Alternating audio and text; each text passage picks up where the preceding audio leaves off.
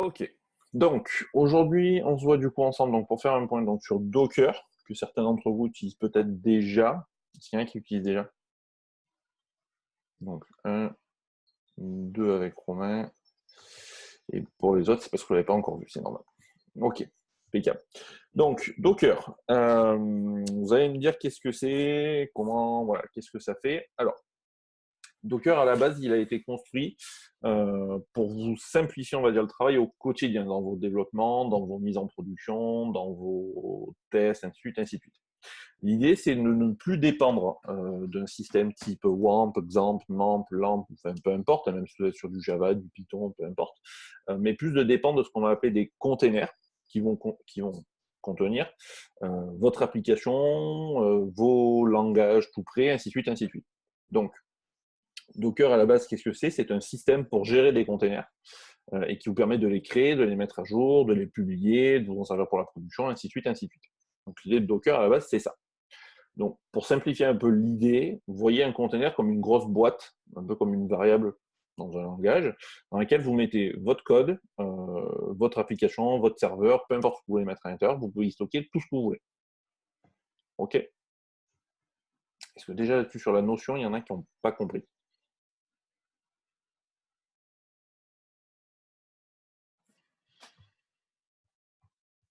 Vous avez tous capables de me dire ce qu'est un container. Ça a un rapport avec la partition d'un disque ou pas? Pas exactement. Tu peux nous le refaire vite fait? Alors, quand tu comprends pas, tu le lis.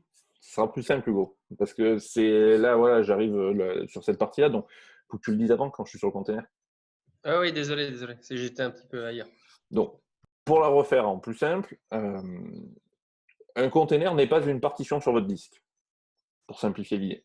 Un container, c'est un processus, au même titre que quand vous lancez Word, Excel, Outlook, votre navigateur, enfin peu importe ce que vous lancez comme processus sur votre machine. Docker, c'est la même chose. C'est un processus sur votre machine qui s'exécute. Donc, ce n'est pas une machine virtuelle et ce n'est pas une partition, pour bien découper cette partie-là. Un container, qu'est-ce que c'est? C'est un process au sein du process Docker qui va s'exécuter et contenir votre code, votre application, le langage dans lequel vous voulez travailler, ainsi de suite. Donc l'exemple le plus parlant, c'est un serveur Apache. Vous avez un container Apache qui contient Apache. Ah, mais ça, c'est une image plutôt, non? J'y viens. Le container contient l'image, mais je ne veux pas parler d'image pour le moment. Autant pour moi, d'accord. Le container est juste la boîte dans laquelle tu mets quelque chose, pour simplifier l'idée. L'image, effectivement, c'est ce qui fait tourner la boîte. Donc, vous avez le container qui contient ce que vous allez mettre, donc comme une boîte à chaussures, là, vous mettez ce que vous voulez à l'intérieur, peu importe, tant que ça rentre dans la boîte, il n'y a pas de problème. Et vous avez, puisque Romain vient de toute façon flinguer la présentation, une image qui, grosso modo, définit ce que contient votre container. Donc, une image, c'est quoi? C'est grosso modo un peu comme un OS sur votre machine, donc que ce soit Mac, Linux, Windows, ça peut être un serveur HTTP, ça peut être PHP, ça peut être une base de données, enfin peu importe ce que ça peut être. C'est ce qui permet de faire tourner le container. C'est ce dans quoi vous allez mettre le container.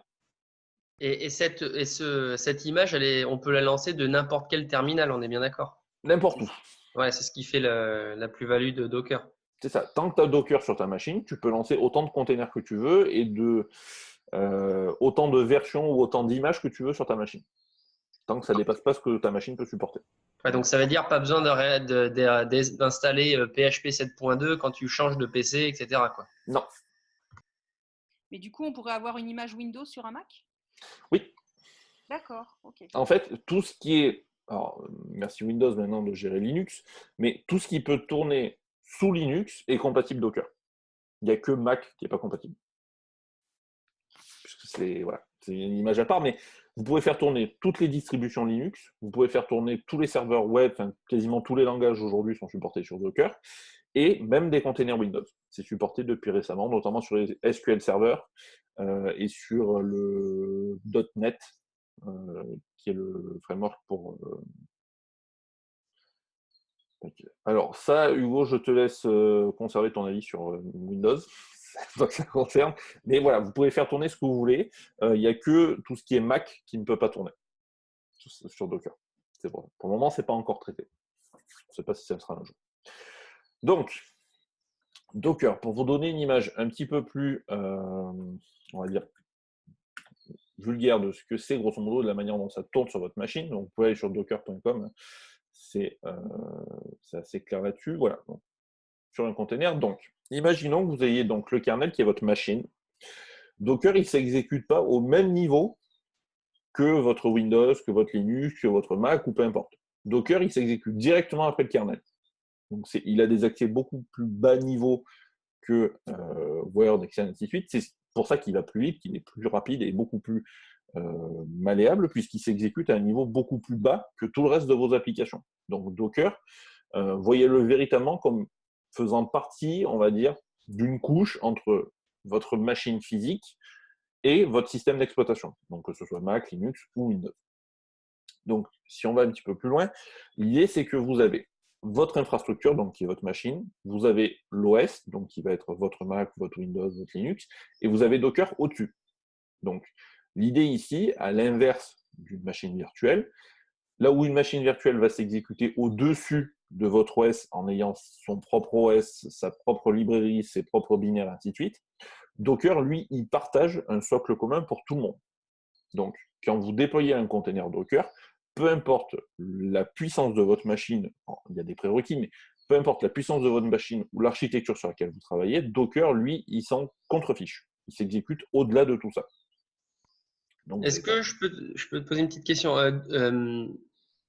Qu'est-ce qu'il en est des IDE, genre PHP Storm, est-ce qu'il peut être installé dans le… Oui. Putain, c'est vraiment cool ça. Donc, du coup, on peut vraiment prendre le truc tel quel et de n'importe quel terminal, on lance l'image et bing, tu installes ce que tu veux tant que c'est disponible sur l'image. Terrible. Tu peux avoir, par exemple, pour ceux qui aiment bien travailler, alors peut-être pas sous Vim parce que c'est pas fun, mais qui ont par exemple Atom ou Sublime Text, vous pouvez tout à fait avoir un container Linux d'un côté, alors par exemple Ubuntu, télécharger Sublime Text sur cet Ubuntu-là et travailler que sur cet Ubuntu-là. Ça pose pas de problème. Là où sur une machine virtuelle, il va falloir que vous téléchargiez tout ce qui est ISO, ainsi de suite, il va falloir créer une machine virtuelle, ouvrir des accès, mettre des utilisateurs là-dessus, lancer la machine virtuelle, télécharger, bon, vous aurez une interface visuelle, ainsi de suite. Docker, lui, il est beaucoup plus simple. Vous partagez le même socle pour tout le monde. Donc, c'est juste ce que vous mettez dans le container qui est différent. Donc, tu mets ce que tu veux à l'intérieur. Et on peut aussi avoir genre des bases de données toutes faites et ce genre de choses ou pas? Mais c'est même l'idée. Wow. Les containers sont perméables les uns aux autres? Est-ce qu'on peut avoir plusieurs containers déjà? Est-ce qu'ils sont perméables les uns aux autres? Tu peux avoir autant de containers que tu veux et ils ne sont en aucun cas perméables. Ils ne sont en aucun cas perméables. Donc, ce qui est dans un container reste dans le container. Tu peux avoir un container qui n'est pas ouvert avec les autres containers et tu peux avoir par exemple un container, le plus simple c'est ce que vous faites par exemple sous WAMP, c'est d'avoir un container PHP qui partage son code avec un container Apache. Vous pouvez avoir les deux. On peut avoir les deux, d'accord. C'est justement l'idée de faire passer sous Docker pour pouvoir partager des dossiers, ainsi de suite. Par contre, je ne savais pas qu'on pouvait faire tourner du graphique sur… Alors, sur Docker, tu n'auras pas du graphique à proprement parler. D'accord, ouais. Puisque c'est en ligne de commande directement, donc tu n'as pas d'interface visuelle. Mais par contre, tu peux toujours installer le software, ça ne pose pas de problème. Alors, peut-on mettre un container contenant tout un environnement sur une clé USB ou un CD, par exemple Alors, un container n'est pas à proprement parler un dossier. C'est un accès mémoire, on va dire, sur ta machine. Donc, ce n'est pas à proprement parler un dossier. Tu peux avoir des dossiers pour tes containers, ça ne pose pas de problème. Tu peux tout à fait mettre tout un environnement sur une clé USB. Tu crées un container, tu peux tout à fait y accéder sur la clé USB, ça ne pose pas de souci. Mais ce n'est pas comme un dossier sur ta machine. Ce n'est pas tout à fait la même chose. Allô, oui, ça j'ai compris parce que c'est pas physiquement comme une partition, comme un dossier, ça. Je me doute bien que Docker en fait gère tout ça à sa manière, mais nous, en tant qu'utilisateurs, est-ce que on peut l'utiliser comme un dossier? Est-ce que Docker permet de manipuler l'environnement comme un dossier? Voilà, c'est-à-dire le prendre, dire, c'est ma question.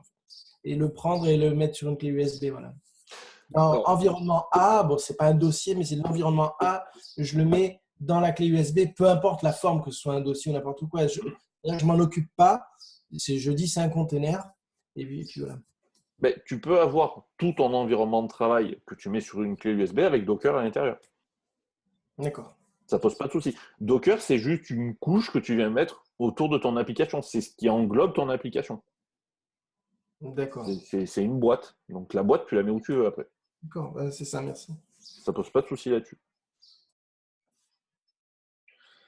Donc, Docker ne s'exécute du coup donc pas au même niveau que vos machines virtuelles. C'est pas une machine virtuelle, un container.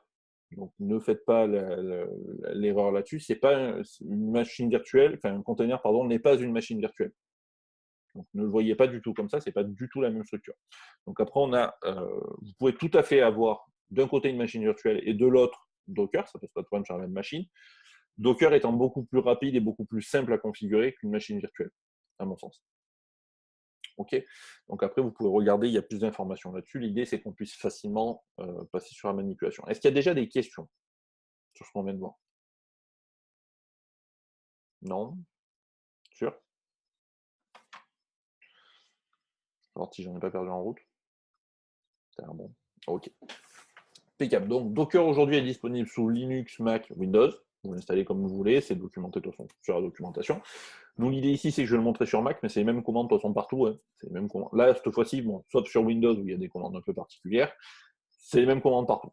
Donc, si vous êtes sur un environnement Linux, GNU, ça ne pose pas de problème. Donc, je vais ouvrir un terminal. Donc, j'ai déjà Docker j'ai déjà Docker d'installer. Quand vous avez Docker d'installer, il apparaît ici. Donc, vous avez des préférences classiques pour Docker. Il faut un compte Docker pour télécharger des images. Et vous avez les préférences qui sont lancées. Donc, par défaut, Docker se lance automatiquement dès que vous lancez votre machine. Une fois qu'il a été installé, il se lance en premier. WinPro uniquement. Alors, c'est que sur la version professionnelle, effectivement, mais il y a un port, il y a un portage qui a été fait sur la version familiale, je crois, avec un toolkit, si je dis pas de bêtises, sur Windows. Donc ça, c'est à regarder. Donc, Docker. Une fois que vous l'avez dans votre terminal, vous avez accès à la commande Docker, tout simplement, qui là va vous lister toutes les commandes disponibles. Donc, l'idée de Docker, c'est que vous faites tout en ligne de commande. Donc, je suis désolé de vous décevoir. Pour ceux qui aiment les interfaces utilisateurs, c'est pas pour vous. Donc, ça ne sera pas pratique pour vous. Donc, nous, ce qu'on va faire, c'est que pour la première partie, on va lancer juste une image, par exemple, Nginx, donc qui est un serveur HTTP, et on va le rendre disponible sur notre machine pour qu'on puisse y accéder directement. Donc, on pourra lancer un Apache aussi si vous voulez. Donc, on va utiliser Docker Run. Donc, Docker Run, c'est qu'est-ce qui va nous servir si on regarde les commandes qui sont ici. Alors, je vais peut-être le grossir un peu. Si on regarde Docker Run ici, on va lancer une commande dans un nouveau container. Donc, Docker Run, qu'est-ce qu'on va faire? Oui, alors, les trucs qui sont déjà ici, ce sont les miens, et les commandes, c'est ce qui est au-dessus. Pour faire la différence. Ça, ce qui est en dessous dans le Docker, c'est les commandes, c'est les containers qui sont déjà là. Donc, Docker Run, l'idée, c'est qu'on va lancer un nouveau container en fonction d'une image. Donc, une image, si vous voulez en savoir plus sur les images, vous pouvez aller sur hub.docker.com où vous avez toutes les images qui sont listées. Donc, vous avez notamment Apache, alors qu'il ne s'appelle pas Apache, parce qu'à la base, Apache ne s'appelle pas Apache. Je vais vous décevoir, il s'appelle HTTPD, donc qui est le serveur Apache, pour pas en parler. Donc, c'est tout listé là-dessus, c'est directement sur les repositories Docker. Donc, ça, on aura le temps d'y revenir. Donc, Docker Run, on va lancer un nouveau container, avoir une image, et il va nous faire quelque chose en fonction de ce qu'il a à l'intérieur. Donc là, par défaut, sur un serveur HTTP, il va juste nous afficher une page pour nous dire « Coucou, ça fonctionne bien ». On n'a pas besoin d'aller plus loin. On pourra aller plus loin derrière. Alors, qui thématique derrière, c'est tout ce qui est outils pour Docker. Alors, si, là, hop. C'est tout ce qui est, voilà, directement. Donc ça, c'est l'interface visuelle pour tout ce qui est Docker et les containers. Donc, nous, on va lancer un Docker Run.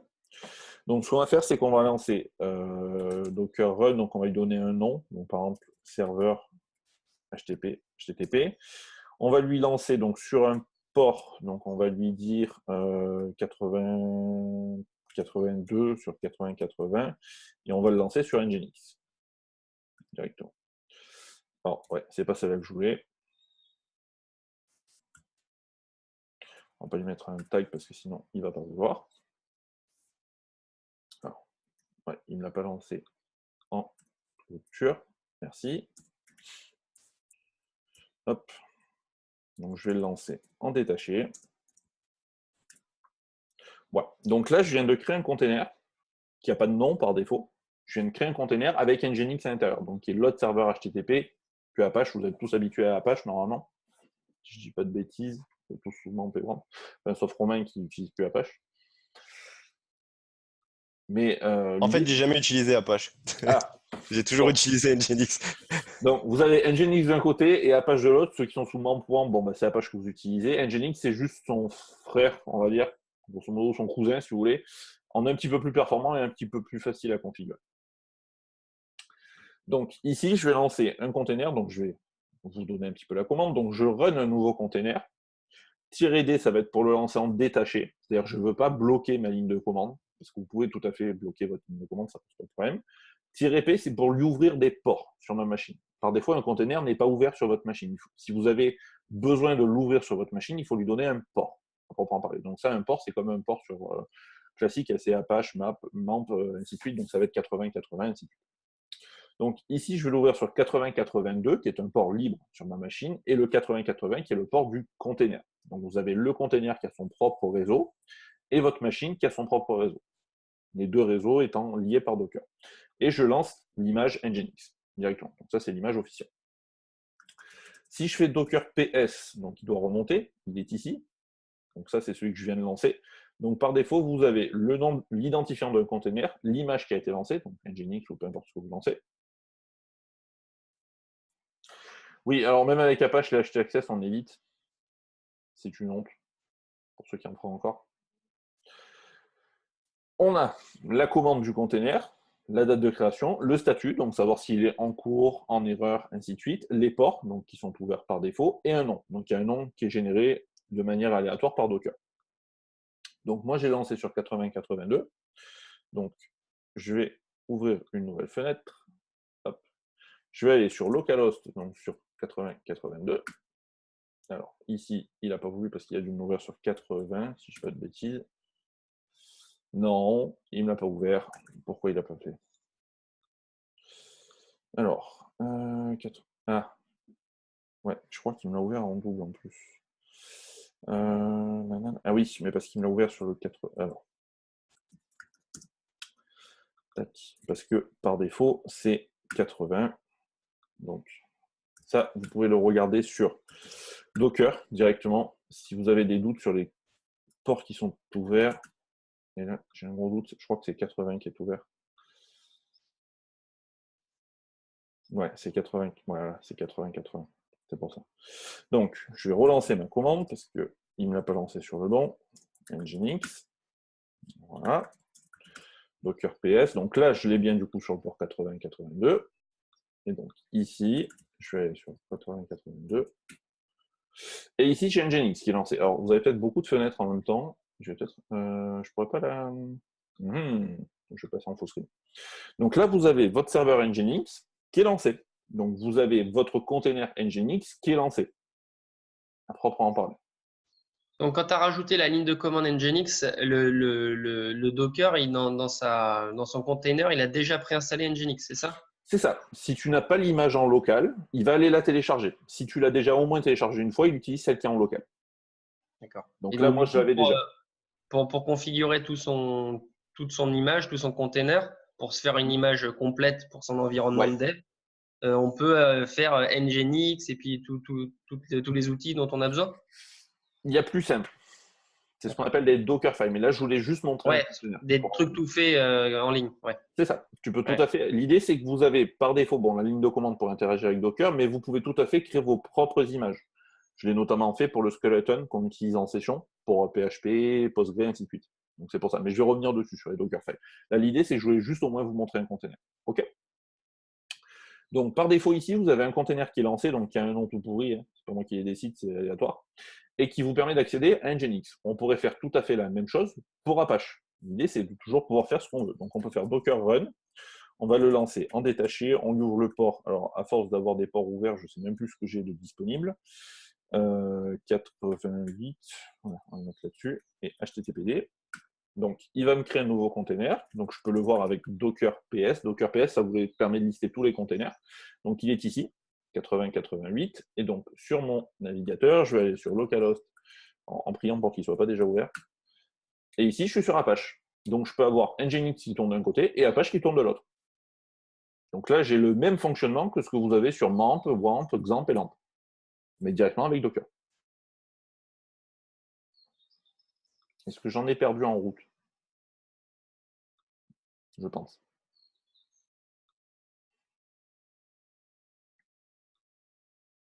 Non? Alors, comment il installe quoi?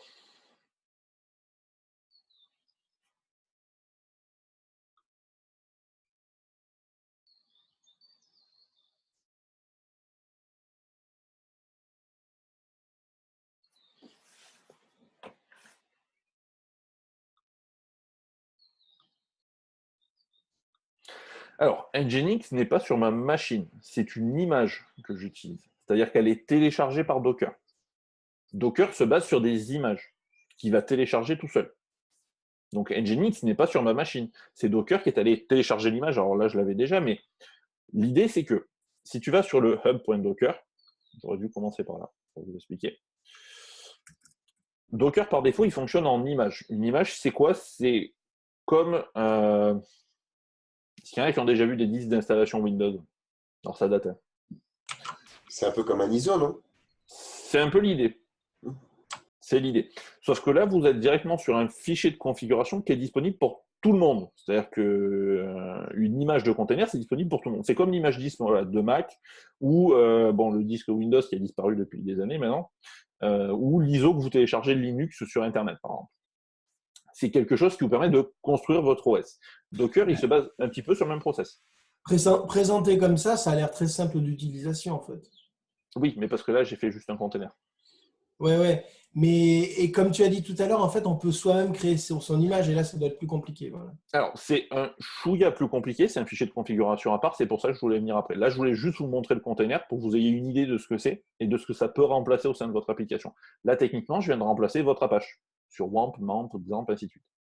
D'accord. Et après, quand tu veux, disons que quand tu veux utiliser en ligne de commande quelque chose qui a été installé dans un container, Ouais.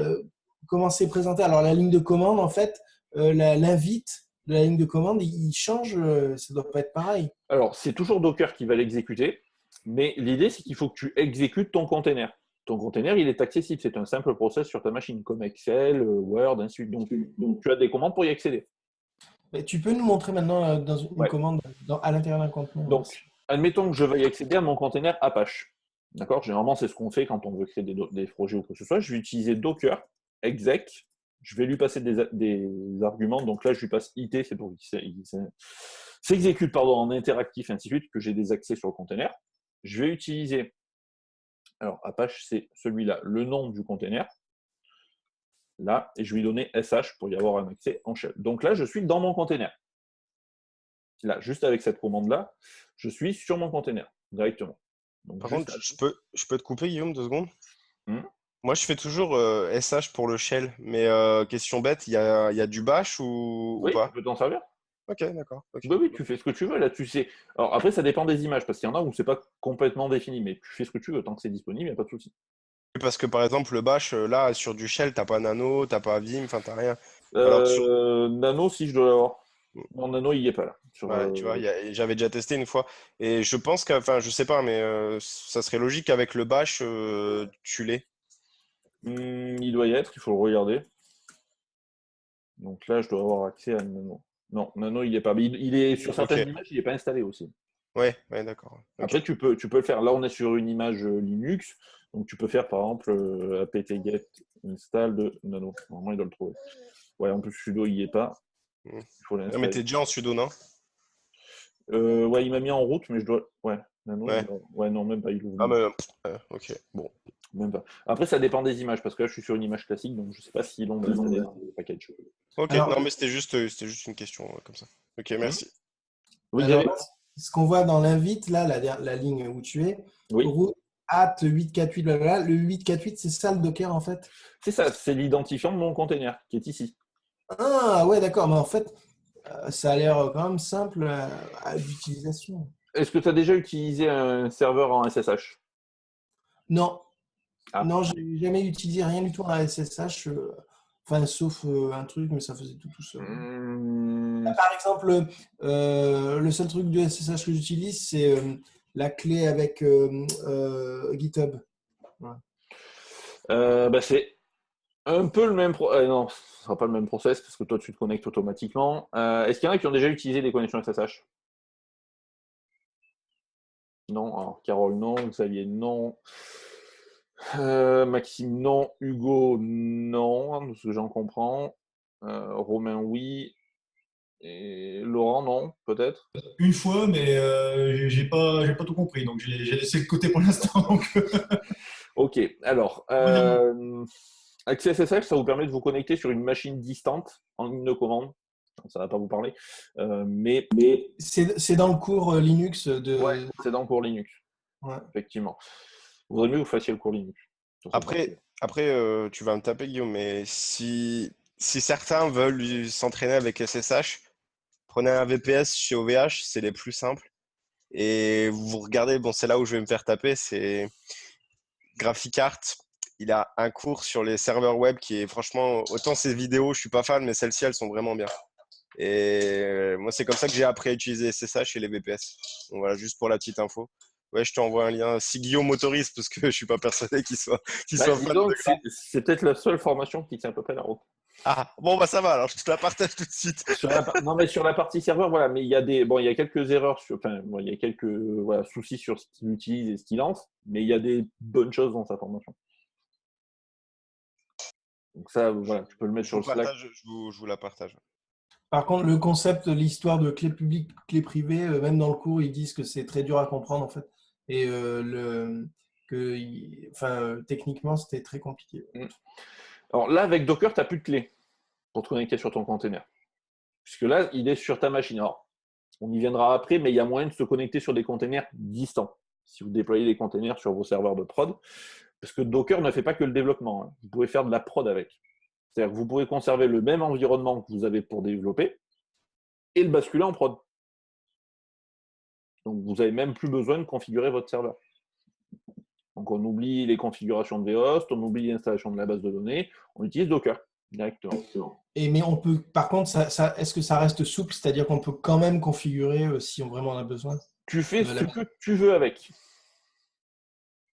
Le gros avantage de Docker, en fait, c'est que si tu travailles en local, admettons que tu utilises PHP, MySQL et Apache, par exemple, juste pour ton P6, tu peux tout à fait conserver le même environnement, l'envoyer en production, ça tournera pareil. Ok. Et Guillaume, une petite aparté. Globalement, pour du dev, toi aujourd'hui, vu que là on est encore tout nouveau, tout beau dans le dev, tu conseilles vraiment à ce qu'on se mette sous Linux dans un container? Alors, si on veut. Sous Linux, alors si c'est pour ton OS principal, peu importe. Peu importe. Non, mon OS principal, ça restera toujours Windows, mais je parle vraiment pour l'environnement de dev. Pour l'environnement de dev, moi je recommande Docker à 100%. D'accord, et pas forcément Linux. Docker se base sur Linux. C'est Linux qui tourne en fond là pour Docker. Ah bah oui, d'accord. Ok. Les containers Docker, ce sont des containers Linux. Il n'y a aucune différence entre les deux. C'est juste que Docker te permet de l'importer sur Mac, Windows. Oui, d'accord. Mais Linux, ça fait 10 ans, ça fait des années qu'ils ont ça. Ouais. Mais après, arrête-moi si je me trompe, Guillaume, mais pour Hugo, pour ceux qui utilisent Windows, c'est peut-être mieux d'installer un Linux dedans, non? Ça sera peut-être plus simple pour lancer un Docker. Même pas la peine. Ah ouais, parce que je sais pas, moi j'ai encore le Docker Windows avec Ubuntu Docker et tout ça, quoi. Moi, il y a un an, j'ai utilisé un petit peu Docker quand j'avais commencé à coder en Ruby. J'avais un pote qui m'avait dit, mais non, mais faut que tu utilises Docker. Puis bon, après, j'avais eu 2-3 soucis d'utilisation parce que je comprenais pas trop ce que je faisais, mais de Windows, ça marchait nickel. Hein. En plus, Windows, alors, il y a un gros avantage, et c'est peut-être le plus gros qu'ils ont maintenant, c'est qu'ils ont un sous-système Linux qui tourne dessus. Donc, qui est basé sur Ubuntu, je crois, de mémoire. Donc, tu n'as même plus besoin, en fait, d'installer Linux sur ta machine. Tu utilises directement le sous-système. Ça a bien changé, Windows. Hein. Sur certaines parties, c'est devenu presque plus pratique que Mac, sur certains développements. Je sais que je vais me faire taper par ceux qui travaillent sous Mac. Et bon, même si non, parce que moi, je le vois au quotidien quand tu compares avec du Linux ou ou du Mac. Bon, pas Windows, mais si moi, je compare avec Linux souvent parce que voilà, j'ai ma machine virtuelle qui est sous Linux. Et effectivement, ça change tout, quoi. Mac, pour certains trucs, c'est bien, mais en tout cas, pour Docker, c'est pas forcément le mieux, quoi. C'est pas optimal. Voilà. Si vous avez, je pense notamment à Xamier qui est sous Linux, si je dis pas de bêtises, l'environnement Linux, bon, c'est le top de ce qu'on peut utiliser aujourd'hui. Windows, pour moi, se tient au même niveau que Mac. Sur certaines choses, il est même il est meilleur que Mac. Donc ceux qui sont sous Windows, ne dites pas on a de la merde. C'est pas le cas. Sur Mac, on a des gros problèmes aussi sur l'environnement. Ok. Bon. Donc ici, je suis sur mon container. Donc normalement, si je dis pas de bêtises, je suis sur Apache. Donc ici, je peux utiliser des commandes Linux classiques. Hein. Je peux lister voilà, tout ce que j'ai à l'intérieur. Alors là, par défaut, donc dans Apache, je crois que c'est dans htdocs. Donc je peux aller dans htdocs. Alors, merci Mac, vous pouvez me faire le raccourci, c'est super. Et là, j'ai mon index.html. Donc admettons que je dise, alors cat index.html, je dois l'avoir. Ouais, je l'ai. Par contre, nano, bah, je ne l'ai pas, donc il ne va pas me le prendre. Alors, si je fais apt-get install yes de nano, non, il ne veut pas. Et j'aime pas Vim. Alors là, j'ai mon fichier, bon, on le modifiera tout à l'heure, mais là, vous l'avez. Si je regarde par exemple index.html, j'ai le fichier qui affiche ma page Apache par défaut. Ok, donc là, je suis dans mon container Apache directement. Ok, donc là, ne pensez pas qu'il y a une différence entre le container et ce que vous recevez en ligne de commande. C'est la même chose. D'accord. Et on peut même aller plus loin en partageant ce qui est dans le container sur votre machine. C'est ce qu'on utilise notamment pour développer. Ok. Donc là, je peux stopper mon container et je peux faire la même chose du coup pour mon container Nginx. Alors lui qui aura du coup beaucoup moins de choses, mais il faut que je retrouve l'identifiant. Il est ici. Hop, là. Donc je vais tomber cette partie-là. Là, donc là, je suis dans mon container Nginx. Je vais utiliser ls-l. Donc, je crois que par défaut, dans Nginx, c'est dans cdvar 3w, je crois. Non. cdvar et je dois avoir 3w. Non, il ne me l'a pas mis là. Où est-ce qu'ils l'ont mis ETC, non? CD ETC, je ne suis pas sûr. Hein. CD, on peut regarder, mais normalement, tu as le point d'entrée. Non, ils ne vont pas venir. Non, mais c'est facile, j'ai l'image de Nginx quelque part par là. Je me souviens jamais des dossiers, parce que comme j'utilise pas le dossier par défaut, de toute façon, pour travailler. Donc, Nginx, où est-ce qu'il est le point d'entrée? Tu vas aller dans quoi, là? Juste dans le dossier où il y a le, où il y a le fichier .html. Ouais, normalement, ouais. Ça, ouais, c'est les configs. Ça, c'est les configs ETC, normalement. ETC, où est-ce qu'ils l'ont mis? Mais normalement, sur Nginx, c'est var, ouais, c'est var www et HTML, normalement. Ouais, mais var, je l'ai pas. Enfin, j'ai var, mais j'ai pas 3W. Non, j'ai TMP, mais ça doit pas être celui-là. Et en local, regarde local. Hop, il est où? Non, il n'y a rien dedans. Ok, bizarre. Je sais pas où ils ont mis le. Ouais, il n'y a rien dans TMP non plus. Et dans route, enfin dans la racine, à la racine directement. Non, c'est pas celui-là, je suis trop rentré. Si je fais celui-là, il doit être dans. Il serait pas dans Home par hasard? Dans Home, ouais, c'est ça. Non, il n'y a rien. Non, bah Dev alors. On va pas tous les faire quand même. Bah ouais, mais ouais. Random, non, il n'y a pas non Non, plus. bon, bah alors là, je sais pas où ils l'ont mis. Je sais pas où ils l'ont mis. Système, non, use. Non, c'est pas user. Bon, dans l'idée, Nginx, de toute façon, vous avez les mêmes accès que Apache, hein, c'est juste que les dossiers sont pas les mêmes. Mais dans un container, vous accédez à ce que vous voulez. Donc là, on est dans une ligne de commande Linux, il n'y a aucun souci là-dessus. Donc vous pouvez tout à fait, alors là sur apt-get install, je ne sais pas si je peux installer par exemple Git. Non, il ne va pas le voir parce qu'il n'y a pas accès. Je crois que l'image n'est pas basée sur Debian. Si elle est sur Debian, ouais, mais elle est en slim, donc elle ne doit pas les avoir, elle doit pas avoir les accès là-dessus.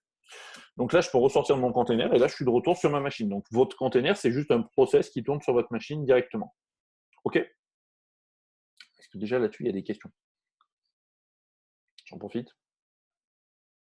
Non, c'est clair pour tout le monde? OK. Donc maintenant, on va voir fichier de configuration pour configurer, à proprement parler, un container nous-mêmes. Parce que là, c'est bien, on utilise des containers tout près, mais imaginons qu'on va utiliser, par exemple, un container Debian. OK? Donc, je vais me mettre sur mon bureau. Voilà. Et je vais faire un je vais faire mkdir docker directement. Je vais mettre dans docker et je vais mettre atom. Donc là, normalement, il doit lancer atom. Voilà. Donc, pour configurer vos containers vous-même, c'est-à-dire pour faire quelque chose avec Docker directement, vous pouvez utiliser ce qu'on appelle des Docker files. Donc, c'est eux qui vont configurer vos containers. OK? Donc, un Dockerfile, c'est un fichier qui s'appelle Dockerfile. Ça ne devrait pas vous surprendre là-dessus, c'est assez parlant. C'est les images dont tu parlais, Guillaume? C'est tes propres images, là. C'est tes propres containers. Tu construis ce que tu veux. Donc, l'idée pour un Dockerfile, et vous l'avez sur la documentation, c'est qu'on part toujours d'une image, par défaut. Donc, l'image, ça va être Debian, Ubuntu, Apache, Nginx, enfin, peu importe, même PHP si vous voulez le faire. Donc, nous, on va partir de Debian. Donc, from Debian, on va le mettre en laylist. Alors, je vais peut-être grossir la vitre, ce sera plus simple. Hop, voilà. Donc là, je vais partir de l'image Debian. Donc, si vous voulez en savoir plus sur l'image Debian, ça peut être pratique quand vous construisez vos propres containers. Vous pouvez regarder voilà, directement sur Debian, donc il y a toute une liste d'informations qui sont données. Et vous pouvez notamment regarder déjà les Dockerfiles qui existent par défaut. Alors, je vais peut-être pas prendre le Buster. Je vais prendre Jessie. Hop, merci. Ouais.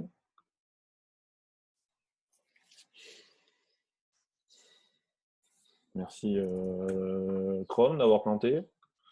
C'était vachement moment. Ah non, carrément. Bon. J'ai l'image quelque part. Donc là, je suis dans mon container Debian. Donc on peut tout à fait faire, par exemple, run apt-get install-yes de Git, par exemple. OK. Donc là, je vais lancer Git. Donc je pars de mon image Debian et je dis je veux que tu installes Git. OK. Donc par défaut, on va pouvoir s'en servir directement. Alors maintenant, par contre, que j'en ai plus besoin, il se lance. Il se fout de ma gueule, celui-là.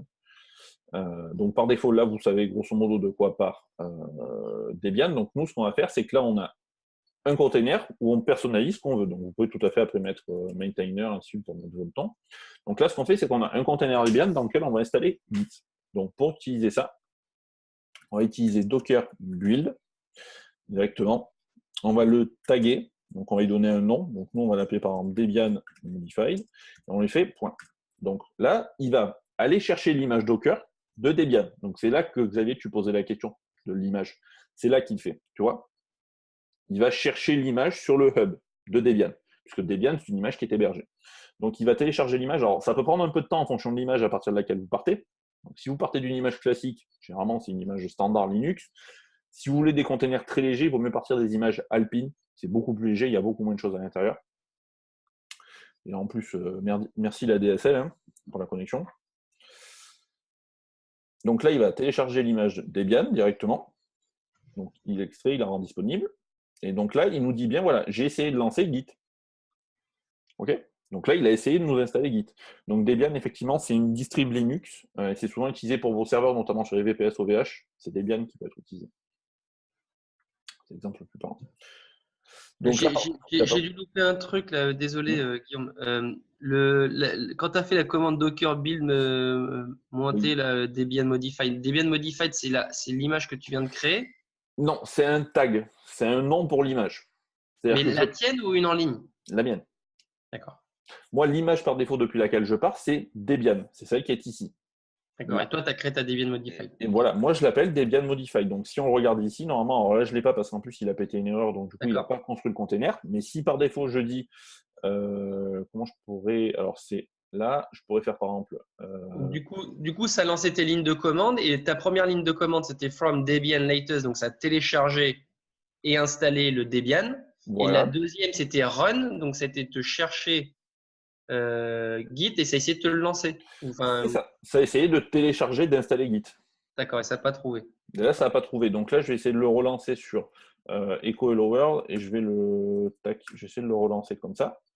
Donc là, voilà, là, il m'a construit, tu vois, la commande, donc il me l'a bien lancé. Donc là, par défaut, il ne peut pas me l'afficher puisque je suis en ligne de commande. Mais tu vois, il m'a construit le container, il me l'a tagué, donc il m'a bien mis le nom que moi je voulais. Et si maintenant je fais Docker PS, normalement, alors c'est pas dit qu'il soit lancé, mais par défaut, il y sera. Je peux faire Docker PS-A, normalement, il doit y être. Quelque part, il doit être quelque part. Alors, à moins qu'il ne soit pas accessible, ouais, parce qu'il n'est pas lancé à proprement parler. Mais il est ici. Là, c'est mon bin. directement. C'est celui-là qui est utilisé. C'est parce que là, il n'est pas accessible parce qu'il ne tourne pas en fond. Donc, il n'est pas disponible directement. Mais là, j'ai construit un container directement. Donc, on pourrait faire la même chose, par exemple, pour Apache. On pourrait reconstruire l'image Apache, par exemple. Donc, on pourrait dire je pars de Apache, c'est HTTPD. On pourrait dire, par exemple, alors, le truc, c'est qu'admettons qu'on ait un fichier, par exemple, qui s'appelle index.html, sur lequel on va mettre un doctype HTML. Alors, ça fait des années que j'ai pas fait HTML. HTML, tac. Donc là, on va mettre un body. Hop. Là, directement. Et on va lui dire, par exemple, P1, non, P tout court. P/P. On va lui dire hello from Apache. Pardon. OK. Donc, je pars d'Apache. Alors, par contre, il faut que je reprenne le dossier parce que là, je ne le connais pas par cœur, celui-là. Donc, HTTPD, normalement, c'est dans htdocs, mais je veux juste vérifier, par contre, la commande qui est lancée, puisque là, je vais réécrire, du coup, mon container. Donc, le dossier, par défaut, c'est donc c'était dans HTTPD, donc on expose 80. Donc, nous, on va copier ces deux commandes-là, puisqu'on en a besoin pour la fin, directement. Et ce qu'on va faire, c'est qu'on va faire une copie. Donc, vous avez plusieurs commandes dans un Dockerfile. Vous avez du run, du copy, et ainsi de suite. Donc, ça va être notamment pour copier. Donc, on va faire index.html. Et c'était, je crois, dans... là, je ne l'ai plus, par contre. Je n'ai plus le dossier. C'est celui-là, je crois. ls. Ouais, dans htdocs. Donc, c'est les htdocs. ls. Ouais, c'est celui-là. Donc, c'est dans .htdocs. Donc, on va le chercher dans ./htdocs. Et on va le copier dans... On va l'appeler hello.html. Ouais, on va l'appeler comme ça. Et là, on va faire un rm-rf de /htdocs/index.html. Donc là, je vais supprimer par défaut le fichier qui existe déjà dans le container, donc qui est mon point d'entrée d'Apache, et je vais aller copier le mien dans le container. Donc là, vous pouvez le faire directement. Vous avez des accès directement sur le container. Donc là, j'ai un accès directement sur le dossier htdocs. Donc là, je vais supprimer le fichier par défaut, je copie le nouveau fichier, j'expose le port 80, donc ça c'est pour Apache, ça ne change pas, et la commande par défaut c'est celle d'Apache. Là-dessus, on n'a pas besoin de réinventer la roue. Donc je vais sortir là-dessus, je vais juste regarder les ports qui sont déjà ouverts. Bah, je vais le faire sur Docker build, donc je vais le taguer sur Apache et je le mets en point directement. Donc là, il va chercher l'image HTTPD, il me supprime le fichier, il copie le nouveau fichier, il expose le port 80 et j'ai accès à la commande. Donc moi, je l'ai tagué Apache. Donc maintenant, je peux utiliser docker run-d-port de 80 86 80. Donc ça, c'est pour voir mes ports. Et je vais chercher Apache, donc, qui est mon container à moi que je viens de construire. Donc là, normalement, je dois y avoir accès sans problème. Donc là, je pars bien de mon image que je viens de créer, de mon container. J'ai bien accès à la commande HTTP foreground et je suis bien normalement sur 80-86. Donc logiquement, je devrais avoir le fichier qui s'ouvre, alors à moins qu'il n'y ait pas accès. Voilà. Donc là, hello.html. Et maintenant, je suis bien dans mon container, j'ai bien accès à mon fichier hello. OK. Est-ce qu'il y en a qui n'ont pas compris ce que je viens de faire? Normalement, je pense tout le monde. J'en ai qui ne réagissent plus. Alors, à partir de où c'est devenu compliqué? Alors, je reprends. Ça sera plus simple. Comme je l'ai montré tout à l'heure, je pars d'une image par défaut. Celle-là, c'est Apache, par défaut. OK, donc je pars sur la dernière version. Je vais aller supprimer le fichier par défaut qui est dans htdocs, html, enfin index.html, puisque par défaut, dans une image Apache, vous avez un index.html qui affiche it works, pour dire ça fonctionne. OK. Ensuite, je vais copier le fichier que j'ai créé ici, donc le index.html, dans le container, directement. Donc je vais l'appeler hello.html, parce que par défaut, il ne comprend pas que c'est... voilà. Et j'aurais pu l'appeler index.html, ça ne pose pas de souci. Vous l'appelez comme vous voulez. J'expose le port 80, donc je dis à mon container, tu seras disponible sur le port 80. C'est un serveur HTTP, j'ai besoin qu'il soit disponible pour pouvoir y accéder. Et je lance une commande donc, qui permet de lancer Apache en background. C'est pour qu'il puisse se lancer tout le temps en fond, sans bloquer la ligne de commande directement. Parce que déjà là-dessus, il y en a qui n'ont pas compris. C'est quoi en fait le but de cette petite série de commandes en fait? C'est nous montrer comment marche un container. Il n'y a pas de finalité réelle là. Ben, comment tu peux configurer ton image, tout simplement. Là, tu crées ta propre image Apache. D'accord. Et l'image Apache, en fait, ça va être le fichier from, etc. C'est ça, c'est une fois qu'il sera construit par Docker, ça sera une image. D'accord. Ok, donc basé là-dessus, moi ce que je comprends pas, c'est pourquoi est-ce qu'on bouge ce fichier index.html là. C'est un simple exemple. Si on avait un fichier Ah ben oui, parce que il faut basculer, on crée le fichier dans notre bureau et puis il faut bien l'envoyer dans le conteneur, c'est ça? c'est ça. Ah oui, bah oui, d'accord, c'est vrai, c'est que c'est deux environnements différents. C'est juste pour que tu comprennes, Ouais. on va dire, comment on bascule le fichier intérieur. Puisque tu Attends, vas... donc ça veut. Mais mettons, j'ai un projet Symfony sur ma machine, ça veut dire qu'à chaque fois, il faudra que je bascule tous les fichiers sur le il conteneur. faut les partager, ouais. Mais il y a un moyen plus simple de le faire que par le Dockerfile. Il y a un truc qui me vient en tête là. Si jamais il y a un PC qui se met à couper alors que l'environnement Docker est lancé et que tu n'as pas rebasculé tes fichiers sur ta machine, tu peux tout perdre? Non. Parce que alors, je reviendrai dessus après, mais tu as ce qu'on appelle des volumes partagés. C'est-à-dire que D'accord. Ok. tu peux partager tout ce qui est dans un dossier de ta machine dans un container. Ok. Donc, On y reviendra plus tard, j'imagine. Ok, ça marche. là, l'idée, c'était juste de montrer la bascule. Ouais. Donc là, dans l'idée, je prends le fichier qui est ici, donc qui est le hello from Apache, et je l'envoie dans mon container, donc dans le dossier htdocs, qui est le point d'entrée de mon container. J'expose le port 80 et je lance la commande Apache pour qu'il soit disponible. Une fois que c'est fait, pour que mon image soit disponible, il faut que je la construise. Donc c'est pour ça que ici, j'utilise docker build-t, donc je lui donne un tag à proprement parler. Donc ici, je vais l'appeler par exemple Apache 2, et je lui mets point. Le point, c'est trouve un Dockerfile dans le dossier actuel. Il va aller le chercher dans le dossier actuel. OK? C'est comme les points slash que je vous fais faire des fois en PHP pour remonter dans les dossiers. Ben, point, c'est pour Docker, c'est dans le dossier actuel. Donc là, j'ai je suis prêt pour lancer mon container. Il le build. Alors, ouais, parce qu'il ne voudra pas le underscore. Ah, merci, super. Comment je vais l'appeler? Must be lowercase, donc je vais l'appeler Apache 2, il voudrait. Ouais, voilà. Donc là, je vais construire, je prends le Dockerfile et je construis une image Docker, à proprement parler, donc je construis une nouvelle image. C'est en surcouche de celle qui était déjà dans Apache. Donc ici, je vais chercher HTTPD, donc Apache, qui est l'image, par défaut que j'ai déjà téléchargé. Je supprime le index.html, je copie mon fichier dans le container pour qu'il soit disponible. J'expose le port 80, ça c'est par défaut pour le container, et je lance la commande par défaut d'Apache pour qu'il soit disponible.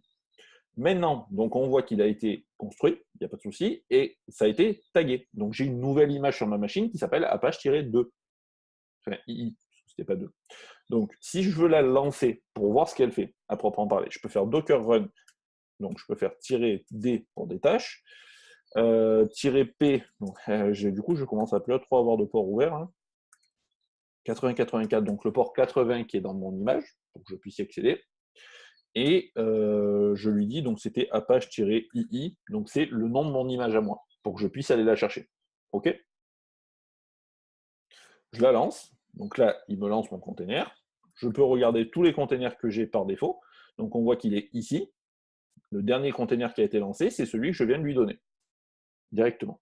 OK? Parce que déjà là-dessus, il y en a qui n'ont pas compris. Vraiment. C'est tout compris là-dessus sur ce que je viens de lancer. Donc ouais, la doc Docker est plus complète encore que ce que je vous montre là. Là, je le fais de manière simplifiée et un peu vulgarisée sur l'explication. Donc dans l'idée, j'ai mon image Apache 2 qui est lancée. Et donc si je vais sur 80-84, normalement, je devrais avoir le même point d'entrée que tout à l'heure. Non, c'est pas celui-là que je voulais. 84. Voilà. Et là, j'ai directement mon fichier. Puisque tout à l'heure, je l'avais appelé hello, donc Apache n'était pas capable d'aller le chercher. Mais là, comme il s'appelle index.html, je suis directement sur mon fichier. C'est l'équivalent de si vous aviez un fichier .php. Par exemple, Symfony. OK? Je ne suis pas sûr que ça soit bien compris. Tu peux juste refaire voir le fichier index.html, s'il te plaît, vite fait. Là.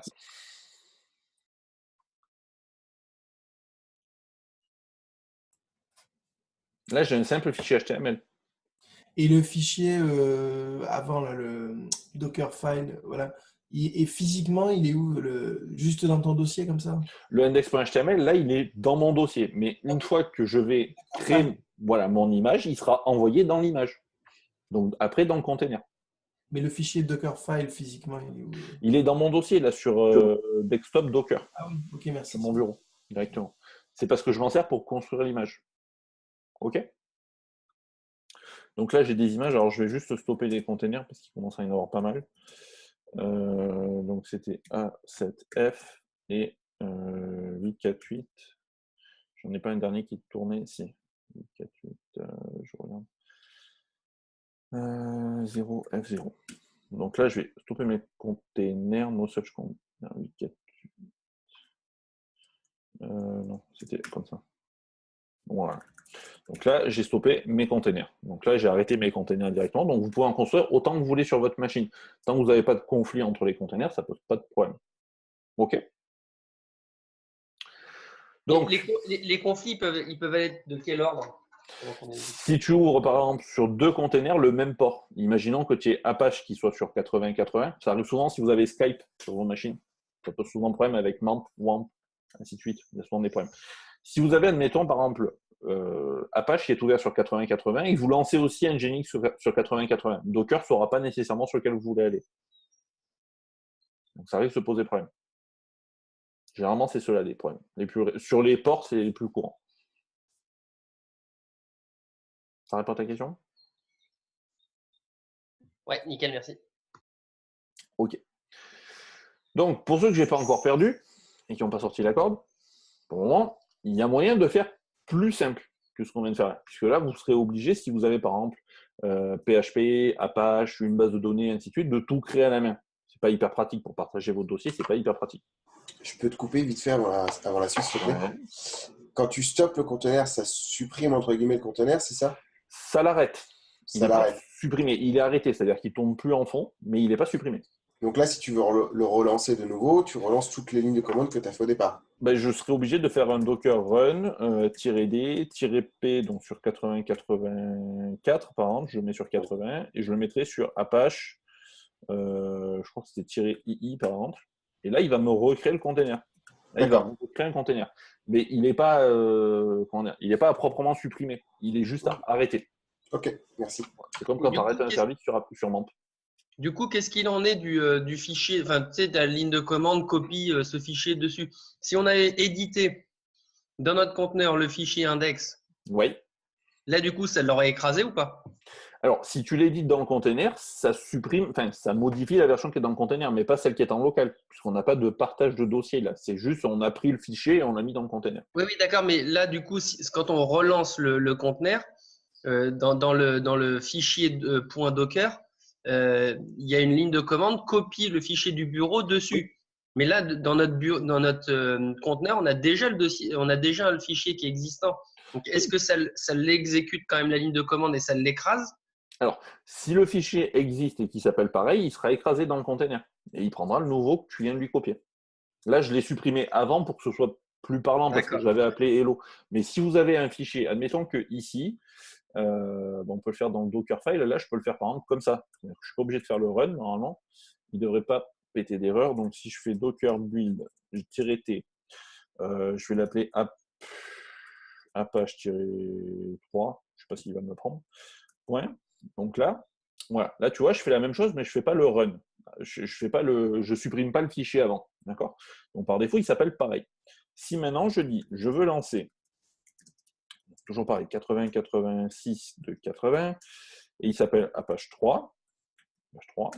Donc, il va me créer le container, et si je vais sur 80-86, il était là, donc, normalement ici. Voilà, ici, j'ai supprimé le fichier qui était dans le container et je l'ai remplacé par ma version à moi. Tu peux tout à fait le faire soit manuellement en supprimant le fichier et en copiant ton nouveau fichier dans le container, ou directement copier le fichier. Ça fait pareil. S'il s'appelle pareil, il sera supprimé.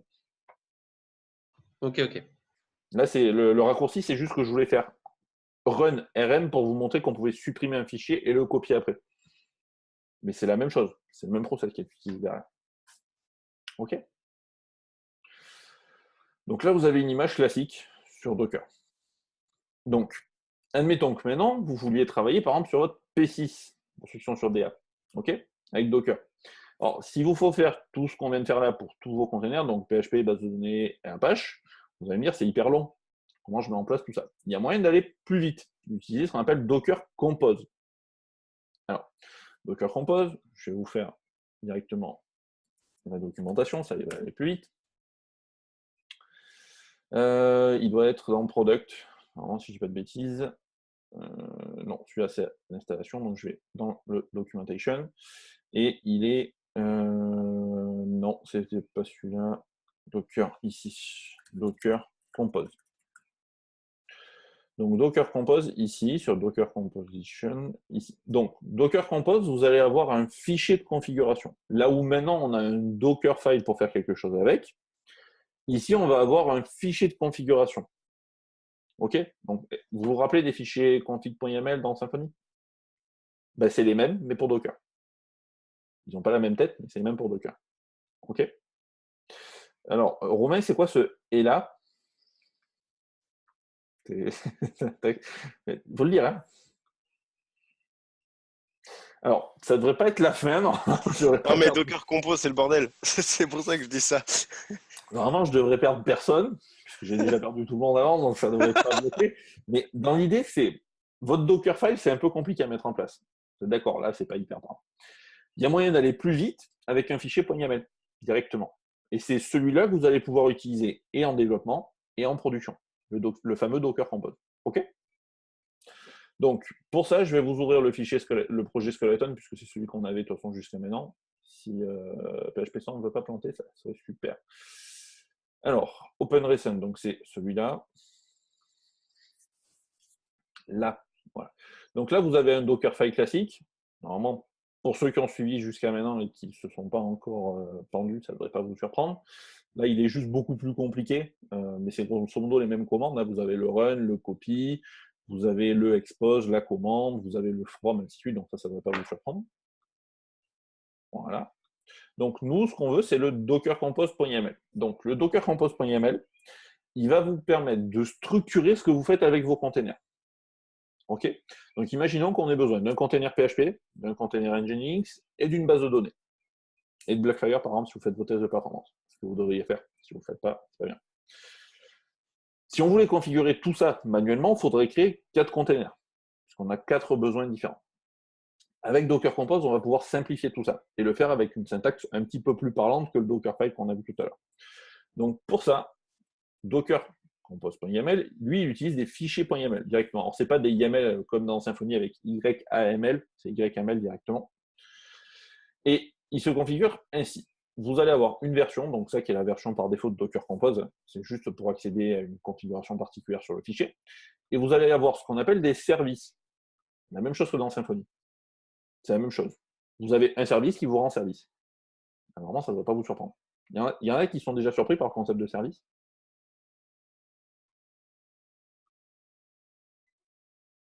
J'en ai, je vous jure, je pense qu'ils vont se pendre avant la fin de la session. Maëlle notamment, je pense. Je pense qu'elle a commencé à sortir la corde. Mais faut pas. Là, je vous fais une présentation vulgarisée. Pour une bonne implémentation, il faudrait que vous regardiez directement sur la doc. Là, c'est pour vous donner une première idée, pour quand vous vous mettez sur la doc, avoir une idée à peu près de ce que je viens de vous montrer. OK? Donc, prenez pas ce que je vous montre là comme la Bible exacte. Hein. La vraie Bible, c'est la doc. OK? Donc, votre Docker Compose, il utilise des services. Donc, un service, c'est comme un service Symfony. Vous avez, je sais pas, un service pour faire des mails, un service de base de données, peu importe. Ben, ici, nous, on va avoir des services basés sur Docker. Donc, on a un service PHP, on a un service Nginx, on a un service Postgre, on a un service Node, on va avoir un service Blackfire, ainsi de suite, ainsi de suite, ainsi de suite. Vous lancez autant de services que vous voulez. Vous pouvez avoir 4 systèmes de base de données sur le même projet. Ça ne pose pas de problème. OK? Donc, admettons que je veuille un service PHP FPM. D'accord? Donc, PHP pour votre PHP. Je peux lui donner un nom, un endroit où il va falloir le construire, des variables d'environnement, donc ça, c'est des choses qu'on passera après. Les ports, donc ça, c'est ce qu'on lui donnait tout à l'heure pour qu'il soit disponible sur votre machine. Et les fameux volumes que Hugo a voulu voir avant tout le monde tout à l'heure. Les fameux volumes pour partager vos fichiers entre votre machine et votre container. C'est ça qu'il fait pour vous. OK? Donc ici, il faut le lire ainsi. Dans mon dossier machine, donc toute cette partie-là, c'est votre dossier machine. Donc là, on a le dossier Docker, PHP, conf, PHP ini, donc qui est le fichier de configuration PHP ini. Et tout ça, c'est votre container. Donc ici, est-ce qu'il y en a qui sont capables de me dire ce que je fais ici? Et tu partages le fichier php.ini à la fois sur ton environnement local et à la fois dans ton conteneur. Exactement. Là, tu fais un partage. C'est tout à fait ça. Synchronisation, quoi. C'est ça. Vous prenez le dossier qui est sur votre machine et vous l'envoyez dans le container quand il va être construit. OK? C'est pour ça qu'on a un PHP ini qui est envoyé. On met une clé restart, donc ça c'est pour que le container se relance. Et on peut faire pareil pour notre serveur Nginx. Là où tout à l'heure il fallait définir le fichier qu'on a envoyé et l'envoyer automatiquement dans le container, bah ici avec Docker Compose, on peut le faire directement avec un fichier de configuration. On partage les dossiers, on peut créer les dossiers pour les logs, ainsi de suite, ainsi de suite. Et là, on a la base de données notamment. Donc, on peut utiliser Postgre, mais vous pouvez utiliser MySQL, ça ne pose pas de problème. Je sais que certains d'entre vous sont sur MySQL. Vous utilisez un nom de container, une image, donc c'est l'équivalent du Docker Run, hein, c'est la même chose, vous lui donnez un nom d'image, des variables d'environnement. Donc, les variables d'environnement, ce sont des variables que vous allez passer dans le container quand il sera construit. Donc, pour donner un exemple, parce que là, je sens que là, je vais vraiment perdre tout le monde. Imaginons qu'on ait une variable d'environnement ici qui s'appelle, comment je vais l'appeler? Je ne suis pas hyper inspiré sur les variables. Comment j'avais appelé ça ici? Ouais, WordPress. Ouais, je vais l'appeler, je sais pas, Toto. Ça ne doit pas être prise déjà. Slash. Et voilà. Ici, je crée une variable d'environnement. Donc, une variable d'environnement, c'est quoi? C'est quelque chose dont mon container a besoin, enfin, du moins, c'est quelque chose qui est disponible dans l'ensemble de mon container. Est-ce qu'il y en a qui ont déjà vu le point env dans Symfony? Normalement, vous l'avez tous vu. Ben, c'est la même chose dans la ligne de commande dans Docker. Là, vous envoyez cette variable-là dans tout le container. Le point env, quand vous l'utilisez, il ouvre la variable dans toute votre machine. C'est un fichier qui est disponible partout dans votre machine. Ben, Docker, lui, il peut fonctionner pareil. Admettons que vous ayez notamment des passwords à passer, des dossiers, ainsi de suite, ainsi de suite. Vous pouvez le passer par Docker directement. Et tu les définis dans le Dockerfile. Ouais. Okay. Alors, la petite nuance, c'est que ici, sur celui que j'utilise là, c'est Postgre qui le définit dans son Dockerfile directement. Ces trois-là, c'est Postgre qui les définit. Mais moi, je lui passe des valeurs. Ici, c'est comme si j'avais ça. Je lui dis juste, OK, voilà, quand tu vas exécuter le container Postgre, tu vas passer la variable Toto dans le container. C'est l'équivalent des pourcents globalement? Non, ce n'est pas l'équivalent des pourcents. Parce que les pourcents dans Symfony, à la base, les pourcents n'existent pas. La syntaxe que tu as pourcentage env dans Symfony, c'est juste un raccourci pour faire un get env en PHP. D'accord. Ça n'existe pas par défaut. C'est Symfony qui est le raccourci dans le container. Donc Maxime, tu allais dire? J'allais dire, et du coup, où est défini le Toto comme tu viens de marquer du coup? Le Toto, il est défini ici, dans mon fichier. Parce que là, je l'ai mis dans le fichier. Mais Docker permet d'utiliser des variables qui sont dans un .env. Donc, si vous avez un fichier .env dans votre projet, OK, vous pouvez tout à fait utiliser les variables que vous avez aussi pour Symfony pour Docker. C'est le même fichier qui est utilisé. Là, je la fais en français parce qu'il y en a pendant la fin de la journée. J'ai un fichier .env, d'accord? Donc, le .env, je prends le .env.dist. OK? Donc là, j'ai mes variables pour Symfony. D'accord? Je pourrais tout à fait définir ici une variable qui s'appellerait Toto, qui serait équivalente à Toto. Là, ça serait une variable globale dans mon environnement. Dans mon Docker Compose, je pourrais m'en servir comme ça. Les variables sont partagées. Le .env est aussi utilisé par Docker pour construire des variables d'environnement. C'est la même chose que ce que vous utilisez pour Symfony. C'est pour ça qu'il s'intègre plutôt bien avec Symfony maintenant. Puisqu'on a les mêmes besoins. Il s'intégrait bien avant aussi, mais là, il s'intègre encore mieux. Donc, vous pouvez tout à fait passer des variables d'environnement. Là, on a les ports, les volumes pour partager les dossiers, ainsi de suite, ainsi de suite. L'idée, c'est que Docker, il vous permet juste de simplifier par Docker Compose la configuration. Puisque là, Dans celui-là, il faut tout faire à la main. Dans le Docker Compose, on a déjà un petit peu plus de liberté sur ce qu'on fait. On utilise des variables, c'est des clés .yaml, ainsi de suite, ainsi de suite. OK. J'en ai, alors, heureusement que je ne parle pas de la suite. Parce que j'en ai qui tirent une tête, je vous promets. Alors, ce que je vous montre là, il faut le pratiquer, bien entendu. Tous les services sont détaillés sur la doc, j'imagine. Hein. Alors, Les principaux, en tout cas. tous les fichiers de configuration sont détaillés sur la documentation. Ouais. Si vous regardez là sur Docker Compose, il est ici, Compose File référence, donc vous avez la version, et il y a toutes les clés qui sont détaillées ici. Alors, il y en a un paquet, vous n'avez pas nécessairement besoin de toutes les utiliser, mais c'est, voilà. Si je prends par exemple celui-là, voilà, ça c'est un fichier déjà un petit peu plus complet. Donc tout est documenté sur la doc et je vous encourage vivement à lire la doc. Ok. C'est personne qui s'est pendu entre temps. Il y en a, c'est pas passé loin. Alors, est-ce qu'il y en a sur ce que je viens de montrer là qui n'ont pas compris? Alors, ceux qui sont déjà sur Docker, c'est facile. Je pense à Romain et Laurent, vous êtes déjà dessus, donc ça ne devrait pas vous surprendre. Pour les autres, est-ce qu'il y en a qui n'ont pas compris? J'ai Xavier qui s'est déconfit complètement. Non, ça va, ça va. Et par exemple, ton composeur, tu le gères comment avec Par ton image PHP. C'est dans PHP qui va être alors. Ouais, alors, il y a une image officielle Composer, si tu veux utiliser à part de PHP. Ça peut arriver. Docker a apporté récemment ce qu'on appelle le multi-stage. Alors, il n'y a rien de barbare derrière. C'est juste une autorisation pour utiliser deux images dans le même fichier, dans le même Dockerfile.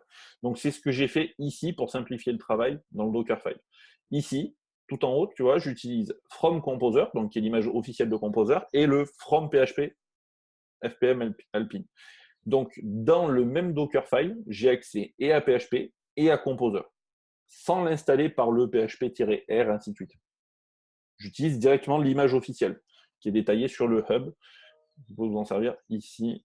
Hop, hub.docker. Là, vous cherchez Composer. Donc, elle est officielle en plus. Et donc, vous avez directement l'image. Donc, vous pouvez vous en servir aussi en local par le Docker Run. Ça ne pose pas de souci. Vous pouvez vous en servir, il n'y a pas de problème. Mais l'idée, c'est que là, voilà, là, je m'en sers sur le container. Donc, après, on vous explique comment il a été construit. Le Dockerfile, voilà. Bon, tout ça, il est basé sur PHP à la base, donc c'est toujours PHP qui s'en sert. Mais vous pouvez tout à fait avoir, voilà, dans le même container, deux images, on va dire. Ce n'est pas forcément recommandé, mais là, pour Composer, nous, c'est plus pratique. Parce que sur PHP, on a besoin de Composer pour s'en servir. D'accord. Donc, techniquement, je lance mon container avec tout mon projet qui est dedans. Donc, j'ai mon Apache, j'ai ma base de données, j'ai mon PHP, tout ça. À l'intérieur, je rentre dans mon projet Symfony. Et à partir de là, j'ai accès à toutes mes lignes de commande Symfony depuis mon container. De la même manière que d'habitude. De la même manière que d'habitude. Ok. L'idée de Docker, par contre, c'est de bien séparer un container, un besoin. Donc, tu auras un container Apache, un container base de données, un container PHP. Il n'y a que le PHP où tu peux rajouter Composer parce que tu en as besoin pour fonctionner. D'accord. Et je reviens sur la remarque d'Hugo. À quel moment ça fait le retour vers ton propre système? Alors, ça fait le retour ici, dans le Dockerfile. Si on regarde ici, c'est ma machine et ici, c'est le container. Donc, le partage en fait de dossiers, il se fait ici. Mais il se fait à quelle fréquence? C'est automatique? Tout le temps. Le container est ouvert tout le temps entre ta machine et le container. D'accord. Okay. C'est pour ça que quand pendant les sessions, alors, est-ce qu'il est lancé quelque part? Je dois l'avoir Skeleton. Skeleton, Nginx, il est sur 80-85. Si je vais sur localhost 80-85, là, normalement, je suis sur le projet Skeleton. Alors, j'espère qu'il n'a pas craché. Normalement, non. Alors, le truc, c'est que j'ai quand même pas mal de containers qui sont lancés en fond. Docker PS, ouais, Skeleton Nginx, il devrait. Alors, à moins que je l'ai peut-être ouvert ailleurs. Non, ça devrait être bon. Voilà, donc là j'ai mon projet Symfony classique. Alors merci Docker pour le temps tout dégueulasse. Mais là j'ai mon. Donc là, moi je modifie ma machine directement. Je modifie les fichiers qui sont sur ma machine. Si je modifie, là, si je modifie par exemple si je vais dans Templates, tac, je vais prendre le index.html par exemple. Alors non, c'est pas celui-là, c'était base par exemple. Si je fais un bloc body, ouais, je vais le mettre ici plutôt. Donc je fais P, hop, je fais Hello World. OK. Donc je le passe comme ça. Je vais sur ma page, je refresh. Donc là, il y a un petit D, merci Docker. Voilà. Donc là, j'ai ma modification qui est remontée dans mon container. Donc j'ai pris le fichier en local et Docker l'a fait remonter dans le container. Ok. Automatiquement, puisque le volume est partagé en fait. L'idée, c'est que vous pouvez partager ou pas ce qui est sur votre machine vers le container. Là, c'est ce que j'ai, puisque j'ai mon, ici dans le Docker Compose, j'ai tout ce qui est à la racine du projet à l'état actuel, ici. Tout ce qui est ici est partagé dans mon container. Donc tout ce que je modifie en local est basculé dans le container, de manière automatique. Mais ce n'est pas systématique, c'est-à-dire que je peux travailler, si j'ai envie, je peux travailler uniquement dans mon container sans impacter ce qu'il y a sur ma machine. Oui, ça ne pose pas de souci. Le but, par contre, c'est de ne pas faire le partage. Si tu fais le partage, il prendra ta machine. Mais si tu ne veux pas le modifier, tu te connectes sur ton container, comme je l'ai montré tout à l'heure, tu modifies tes fichiers dans le container et ça ne se verra pas sur ta machine. Ok. Alors, l'intérêt, Oui. pas forcément, parce que l'idée, c'est quand même que tu te sers de ta machine, mais si tu avais, je ne sais pas, par exemple, des fichiers de config que sur le container, que tu veux modifier que là-bas, tu peux te connecter sur le container, ça ne pose pas de souci. Ouais, parce qu'en plus, même si tu modifies des fichiers directement dans ton conteneur, au moment où tu relances tes conteneurs après, ça va s'écraser. Ça sera écrasé, oui, puisque tu n'auras pas le partage de quelque part pour le stocker. Donc, voilà, fais attention. L'exemple le plus parlant, c'est par exemple Blackfire. Blackfire, vous avez le container sur lequel vous pouvez partager votre projet dans le container pour lancer vos commandes pour faire les curls, ainsi de suite. Quand il fait un curl, il fait un appel sur Docker directement, puisqu'il a accès au projet. Donc, tout ce qui se passe dans le container Blackfire reste dans le container Blackfire, vous n'y avez pas accès. Donc, ce qui est notamment pratique pour faire votre P8. Vous lancez juste Blackfire, il y a une image officielle qui est disponible, vous la lancez juste en parallèle de MAMP, WAMP ou XAMPP par exemple, et vous pouvez lancer vos commandes de Blackfire, il n'y a pas de souci. L'idée, c'est juste que ici, je partage tout ce qui est à la racine dans mon container pour pouvoir y avoir accès. Alors, sur Mac, je suis obligé de faire cached parce qu'il y a des soucis d'accès sur les fichiers, mais vous êtes dans le container. Là, ce qui s'affiche ici, ça, c'est mon container qui s'affiche. C'est juste que moi, j'ai modifié en local ce qui se passe dans le container. C'est la seule différence. Et tu disais qu'il fallait un conteneur par service, en fait? Oui. Donc, ça veut dire que si j'ai MySQL, Nginx, PHP Storm, tout mon environnement, ça va faire autant de conteneurs différents? Ouais. Alors, PHP Storm n'a pas d'intérêt d'être dans un container parce que tu n'as pas d'interface utilisateur. Mais par contre, si tu as Apache, par exemple, Nginx, MySQL, PHP, c'est 3 containers séparés. Et oui, et donc en fait, on va créer un ensemble de conteneurs, quoi. C'est ça. D'accord, et c'est comme ça qu'on va créer notre. D'accord. Parce que moi, je pensais que c'était un environnement à chaque fois. Et une image, en fait, peut lancer plusieurs conteneurs, alors si je comprends bien. Une image peut être dans plusieurs containers. C'est juste que dans le Dockerfile, en fait, là, on utilise PHP et Composer parce qu'on en a besoin pour lancer le container. Composer, on en a besoin sur PHP, il n'est pas installé par défaut. Donc, pour simplifier le travail, on utilise 2 images dans le même container. Mais à la base, c'est un container, une image. D'accord. Puisque tu as un container Apache, c'est l'image Apache qui tourne derrière. Donc, pratiquement, en fait, si demain, là, on veut commencer à développer sous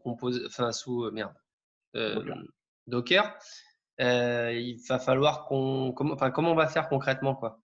Alors, déjà, la première chose, c'est de lire la doc. Désolé. Mais ensuite, le deuxième point, c'est de commencer petit à petit. C'est-à-dire que la première chose que vous pouvez faire, c'est déjà lancer un container PHP. Vous regardez la documentation, vous essayez de lancer un container PHP, vous envoyez votre code dans le container. Ça, le Dockerfile, vous avez un exemple de toute façon dans le projet, il est ici. Ça, c'est un container PHP. Il est fonctionnel, il tourne, il n'y a pas de problème.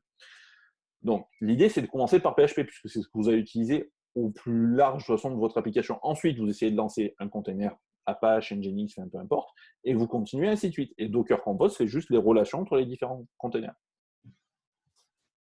Mais commencez petit. Vous voyez, le premier que je vous ai lancé dans un Dockerfile, c'est Debian, parce que c'est plus facile à lancer, vous avez juste un accès dessus. Donc vous lancez Debian et vous essayez de comprendre ce qui se passe. Mais là, sur vos projets, c'est totalement dépendant de ce dont vous avez besoin. Si vous avez besoin de PHP, Apache, Redis pour le cache, puisque je sais que certains étaient dessus, et ainsi de suite, ben, vous pouvez lancer autant de services que vous voulez. Là, j'ai juste PHP, Postgre et Nginx, mais vous pouvez avoir autant de services que vous voulez sur le même Docker Compose, ça peut pas de problème. Concrètement, une fois que ton Dockerfile fonctionne, tu le réutilises quasiment sur tous tes Partout projets. où tu en as besoin. Tous ceux qui ont la même architecture, vous pouvez même utiliser le même Docker Compose partout. Ça peut pas... C'est l'avantage aussi du système. C'est ça. Là où vous avez par défaut WAMP, MAMP, XAMPP, LAMP et qu'il vous faut l'installer et configurer en fonction de ce dont vous avez besoin, ben là vous avez Docker où vous pouvez faire ce que vous voulez avec. Vous installez que ce dont vous avez besoin. L'idée c'est ça, c'est de simplifier votre travail. Alors ça vous oblige à réutiliser à chaque fois la même configuration, ce qui est proche de ce que fait MAMP ou WAMP, mais au moins vous avez un contrôle absolu sur ce que vous utilisez. Vous pouvez avoir les dernières versions de PHP qui tournent sur 5 containers différents, ou avoir 5 versions de PHP qui tournent différemment. Si vous avez des vieux projets, par exemple. Notamment pour ceux qui sont sur P8, qui vont faire P8, comme vous êtes sur Symfony 3, vous pouvez avoir un container qui fait tourner PHP 5.5, un 5.5 par exemple, ou même un 7.0, et avoir par exemple vos projets perso qui tournent sur Symfony 4 avec 7.1 ou 7.2 même. Ça ne pose pas de souci, sans avoir de conflit. Et concrètement, par rapport à WAMP, XAMPP et compagnie, tu n'as même plus besoin de télécharger PHP en fait. Là, c'est. Non, c'est Docker qui le fait pour toi. Ouais, on peut dire n'importe quoi. Docker va récupérer l'image en fait. Tout seul. Ok. Parce que le PHP a plusieurs images par défaut qui sont déjà disponibles sur le hub. Donc après, vous téléchargez ce que vous voulez, il n'y a pas que le PHP. Vous avez du Java, il y a Python, il y a Ruby, vous avez même Node.js, ainsi de suite. Donc vous utilisez ce que vous voulez.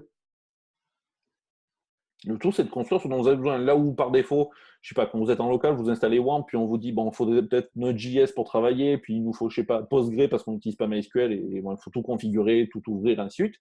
Là, avec Docker, ça vous prend un fichier de config et votre projet.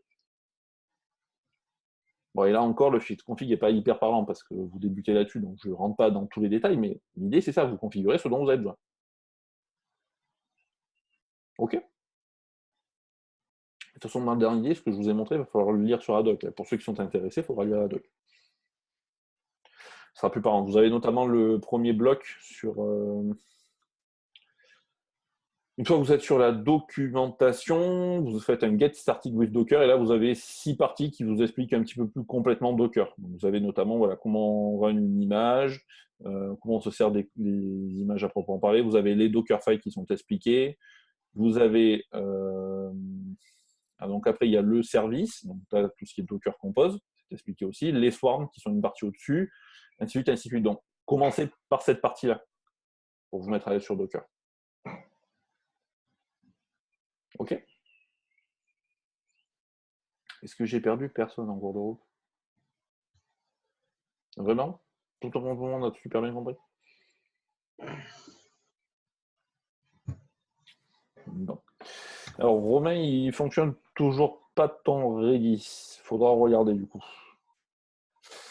Alors, les Dockerfiles, ça peut sembler un peu complexe, puisque vous avez beaucoup de configurations à l'intérieur. Mais l'idée, c'est que voilà, commencez par un Dockerfile classique, par exemple Debian, et juste essayer d'en construire un. Et après, vous mettez en place petit à petit.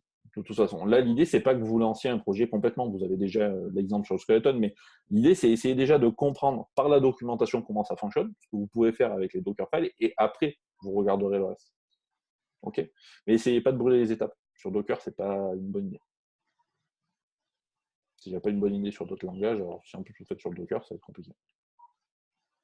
OK. Alors, les composes, Maxime, ne sont pas hyper compliqués, puisque vous avez déjà vu des fichiers .yaml. Hein. Le plus compliqué, c'est l'indentation sur les .yaml. Merci Python. Mais on va dire que la partie compliquée dans le Docker Compose, c'est de se retrouver en fait quand vous le lisez. Là, il n'y a pas beaucoup de services, mais si vous avez des projets où il y a énormément de services qui tournent en même temps, ça peut devenir compliqué à lire, un Docker Compose. OK. Impeccable. Est-ce que c'est clair pour tout le monde? OK. Donc, moi, pour aujourd'hui, je vais stopper là, parce qu'il y en a déjà qui se sont trouvés des cordes dans la session, je vous ai vu. Donc, alors Maxime, non, on ne t'entend plus, on ne le voit plus.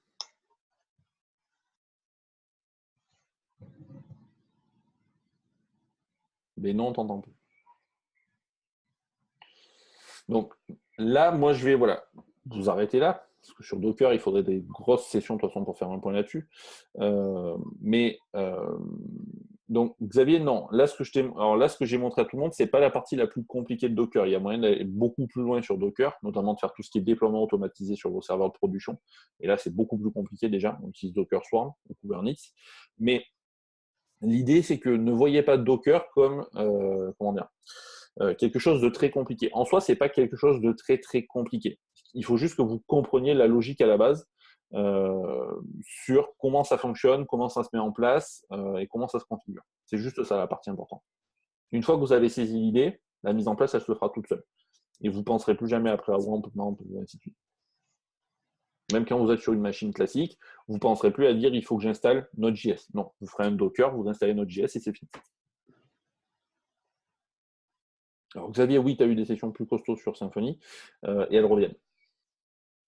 Non, mais je veux dire, les séances qu'on a eues, là, des lundis, c'est pas la plus dure qu'on a eue, hein, franchement, je trouve.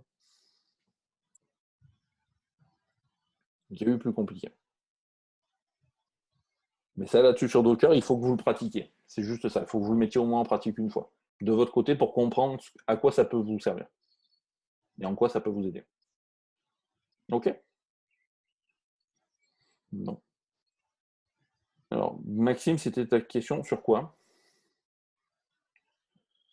Oui. Bah, tu n'es pas obligé de l'installer, non? Tu utilises Docker directement. Tu crées le container, tu partages tes dossiers locaux vers le container et c'est fini. On dirait qu'il y a plusieurs niveaux d'utilisation en fait de Docker. C'est ça.